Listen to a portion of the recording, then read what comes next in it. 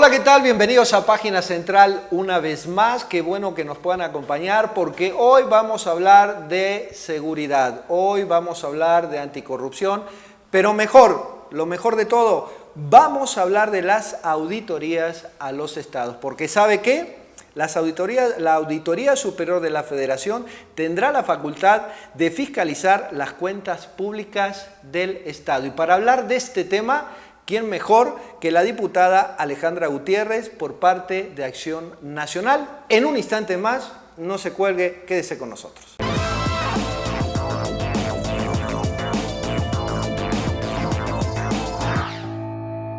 Bien, continuamos en Página Central y permítame presentar a Alejandra Gutiérrez, ella es diputada federal por el Partido de Acción Nacional. Ale, qué gusto tenerte nuevamente en Página Central. No, al contrario, Carlos, un gusto estar contigo y con todo el auditorio. Oye, a ver, yo comprometí que vamos a hablar del tema que a todos en esta sociedad en que vivimos, en nuestro México y particularmente en nuestro Guanajuato, en nuestro León, nuestra entidad federativa, el tema de seguridad pasa por sin número de situaciones que se han generado con el tiempo y se han malogrado y nunca se ha podido controlar. Ahora bien, ¿qué va a pasar cuando estamos cerrando ya para el segundo semestre de este 2017, donde todos queremos hacer, porque entendemos que todos quieren hacer cosas buenas para tener mejor control, una mejor calidad de vida y controlar la delincuencia? Pero en materia de esto, Ale, ¿qué se avanzó hasta ahora? Mira, el tema de la seguridad es multifactorial, tanto el problema como la solución. Así es. Entonces, todos los actores tenemos aquí una gotita que poner para poder solucionarlo. En el caso de nosotros como legislativo, estamos viendo el análisis del sistema penal acusatorio, que es muy bueno, se ha criticado mucho, sin embargo creo que es bueno, pero tenemos que hacer ahí algunas adecuaciones. Como grupo parlamentario del PAN, en marzo presenté una iniciativa, las cuales suscribieron mis 11 compañeros de Guanajuato, para proponer que se modifique la Constitución. Con el nuevo sistema penal solamente quedaron 7 delitos graves en la Constitución.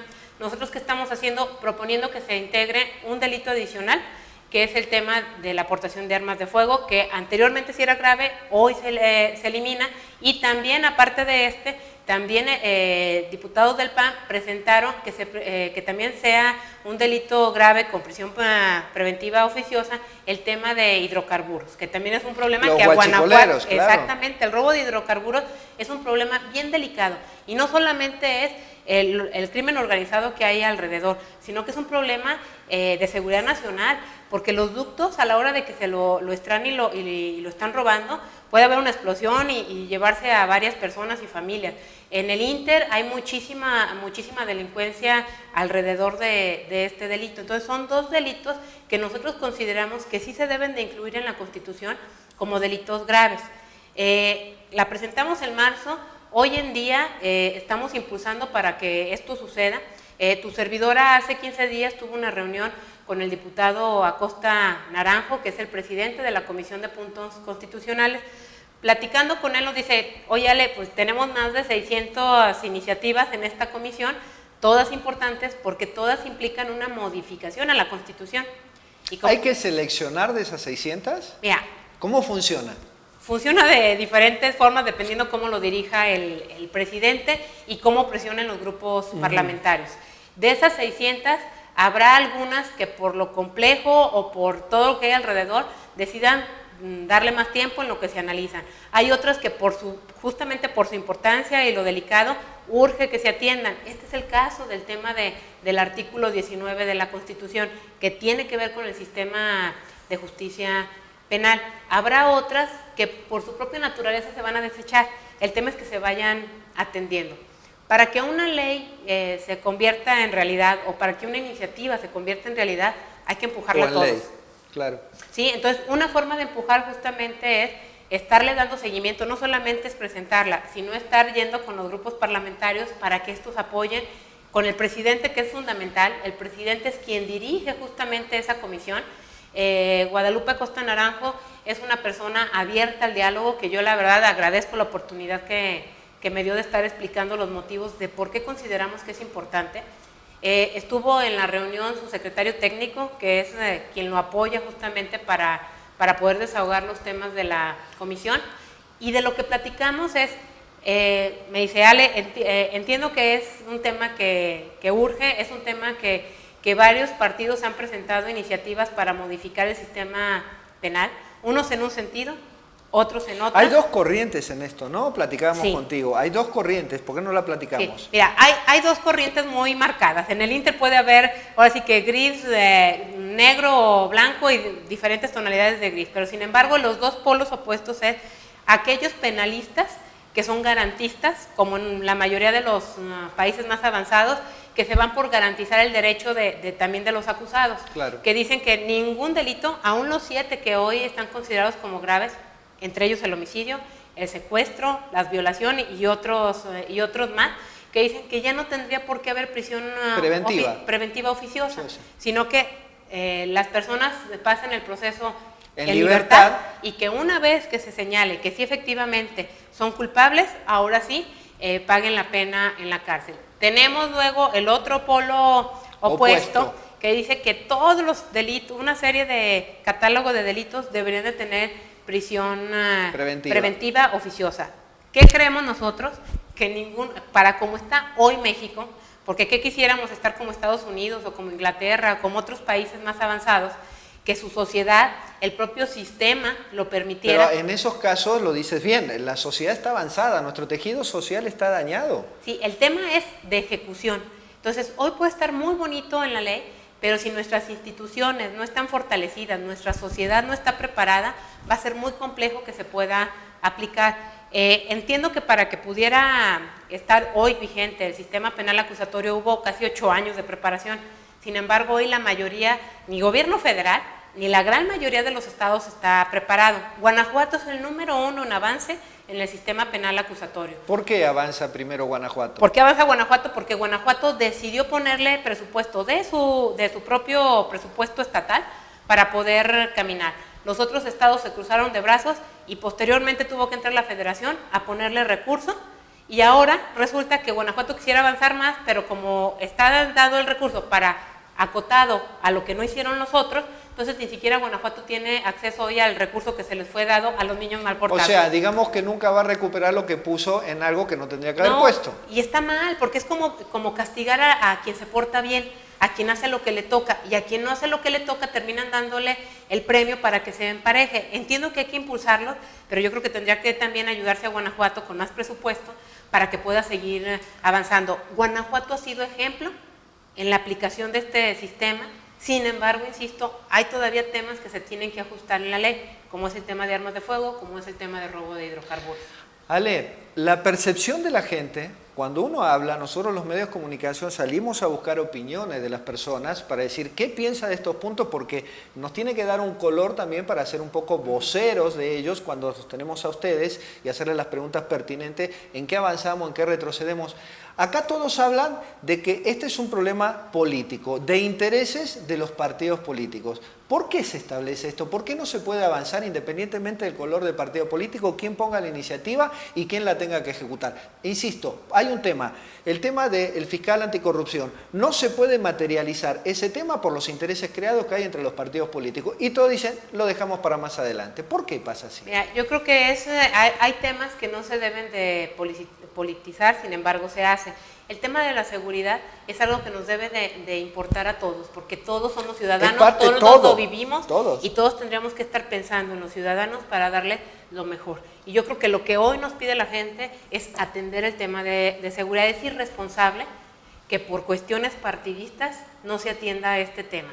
Y insisto, todos tenemos que ponernos la camiseta, todos tenemos un grado de responsabilidad, y estoy hablando del Ejecutivo Federal, del Ejecutivo Estatal y de los ejecutivos de todos los municipios del país, porque es de todo el país, es todos los gobernadores del país y el presidente de la República. Pero también es bien importante la responsabilidad del Poder Legislativo, y estoy hablando del Legislativo local y el federal, senadores y diputados. Pero también es bien importante, y a veces es al que se deja a un lado, es el Poder Judicial. ¿Qué está pasando también con los jueces? Hoy en día los jueces tienen la posibilidad de dejar en prisión preventiva oficiosa si se acredita. ¿Qué pasa? Que hoy quien presenta los expedientes pues son policías que a veces no tienen la preparación o la capacitación suficiente, y el juez quisiera que lo presentaran como él, que es abogado con toda la preparación. Entonces, ahí hay un choque luego de intereses.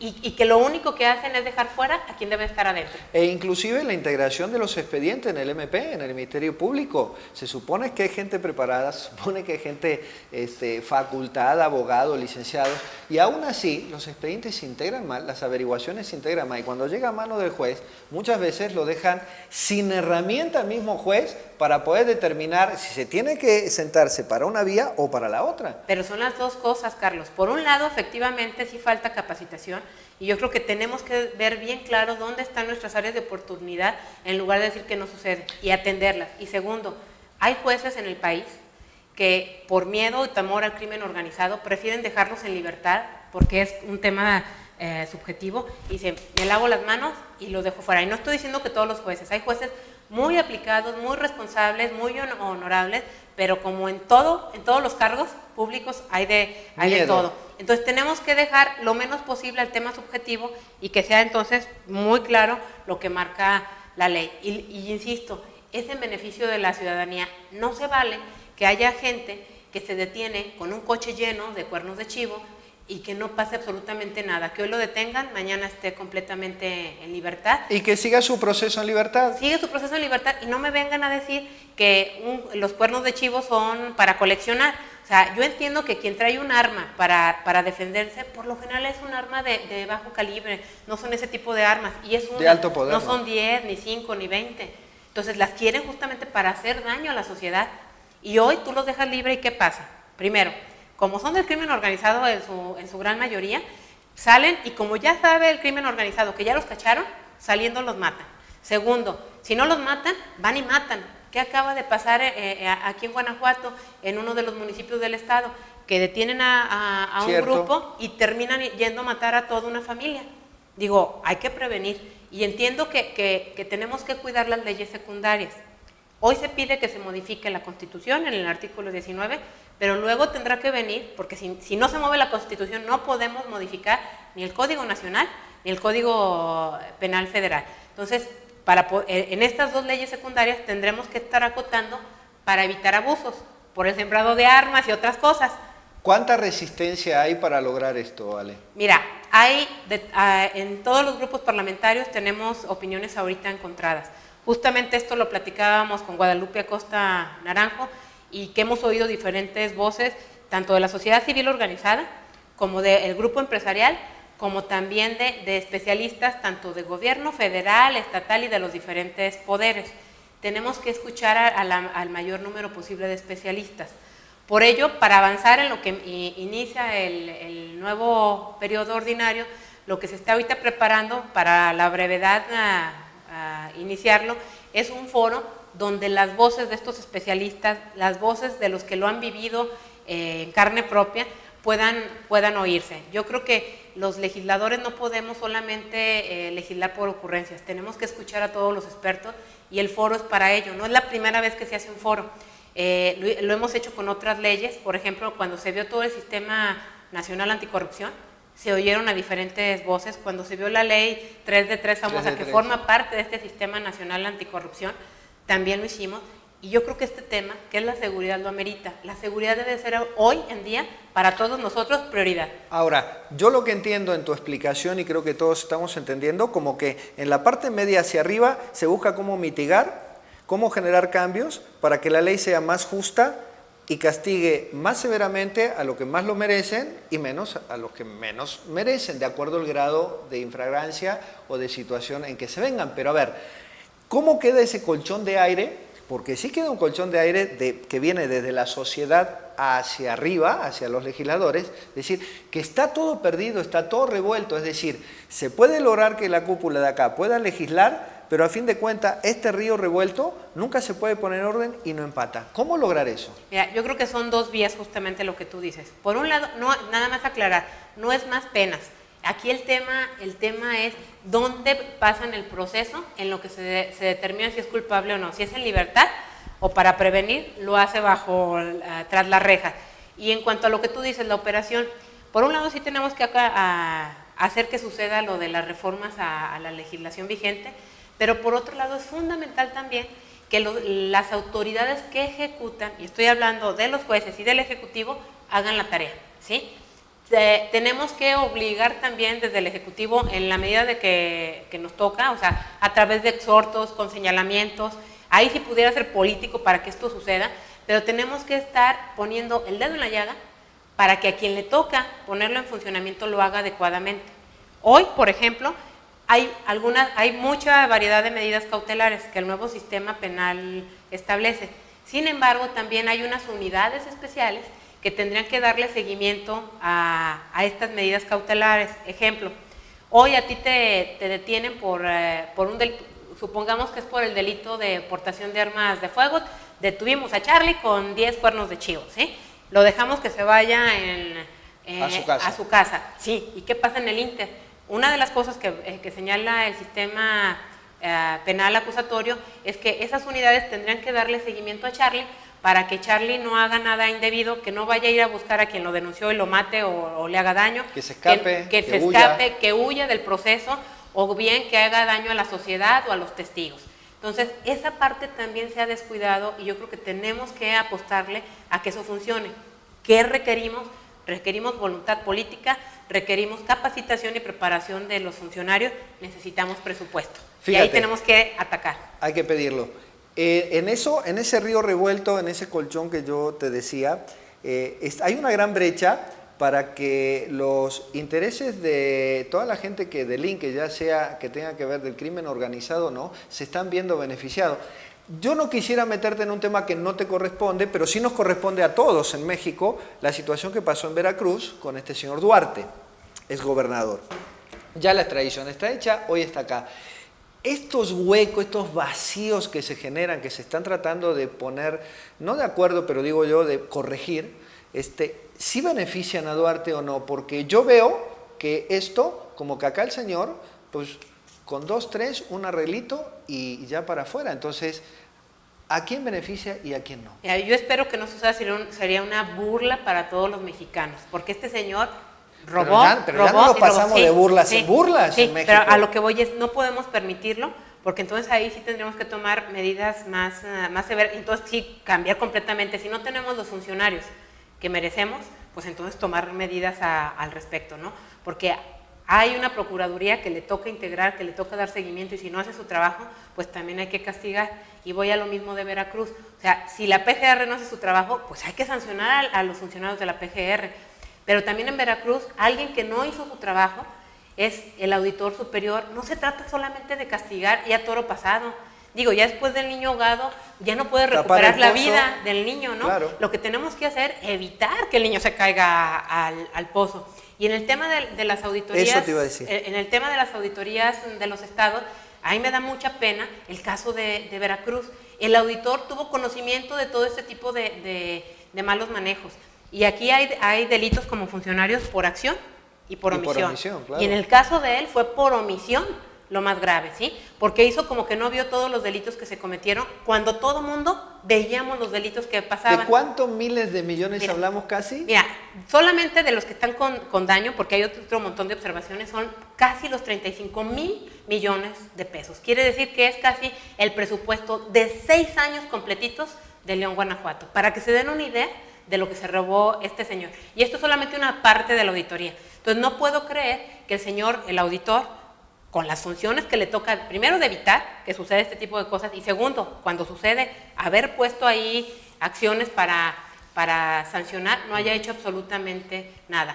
La auditoría, y te digo porque yo estuve presente en la Auditoría Superior de la Federación, cuando nos presentó su pliego 2014 y 2015, fue evidente las observaciones que hizo la Auditoría Superior Federal. Yo, de hecho, tomé la voz ahí en esa ocasión y manifesté que tenían que hacer todas las acciones penales ya en contra del gobierno, antes de que todavía sucedió todo lo que sucedió, porque fue justamente hace más de un año. Preventiva. Sí, y se dijo, sancionen, porque aquí ya esto bien evidente. Había desfalcos de toda naturaleza, había aviadores, había empresas fantasmas, había de todo. No puedo creer que el auditor no se haya dado cuenta. Y ahí tenemos que ir sobre el auditor también. Yo ya presenté un exhorto para que tanto la PGR como la autoridad de Veracruz actúen en contra de este señor que fue cómplice de lo que se robó Duarte. Ahora, Con esto de la Auditoría Superior de la Federación en los estados, eso no nos corresponde aquí, ¿verdad? ¿Ya se va a mitigar todo el desfalco que pueda haber en los gobiernos estatales? ¿Se puede ya regularizar más ese tema, sin importar el partido político en que esté? Es que hoy la ley es muy clara. Todos los funcionarios públicos tenemos obligaciones de hacer y de no hacer. Y si tú no haces lo que tienes que hacer y si haces algo de lo que no debes de hacer, eres sujeto a sanción. Cualquier funcionario en cualquier estado del país está sujeto a esta regla básica. Entonces, los auditores y los contralores, una de sus funciones es evitar este tipo de cosas y segundo, también es castigar cuando sucede. Sí, para que no se vean o no propiciar que se vean coludidos. Pues para eso también, están, ¿no? Si no tiene razón de ser la figura, la ¿no? figura. Entonces, ¿qué está pasando? Que yo no he visto que caiga un contralor, no he visto que caiga un auditor y creo que tenemos que empezar con el caso más evidente que es ¿Y qué falta Duarte. para que ocurra eso, Ale? Voluntad política. Voluntad política. Voluntad política y que alguien diga aquí realmente quiero que se hagan las cosas bien. Entonces yo creo que tenemos que empezar por el claro ejemplo de lo que no se debe de hacer, que es en el caso de Veracruz, con Duarte y con su auditor. Espero que este señor también vaya a la cárcel, porque no solamente es el tesorero, el de salud, el gobernador, él es funcionario, él ya no debería estar en su cargo, y segundo, también es cómplice y también debería estar en la cárcel. Y eso tendría que suceder con cualquier contralor y con cualquier auditor que no haga su chamba. Alejandra Gutiérrez, gracias por estar con nosotros en Página Central. No, un gusto estar con ustedes y con todo el auditorio. Es un placer. Y ustedes, como siempre, gracias por estar, por sintonizarnos a través de la web www.paginacentral.mx o en nuestras redes sociales, llámese Facebook, Instagram, YouTube o también, ¿por qué no?, en Twitter. Ahí nos puede seguir. Nos vemos en la próxima. Viene más. Bye.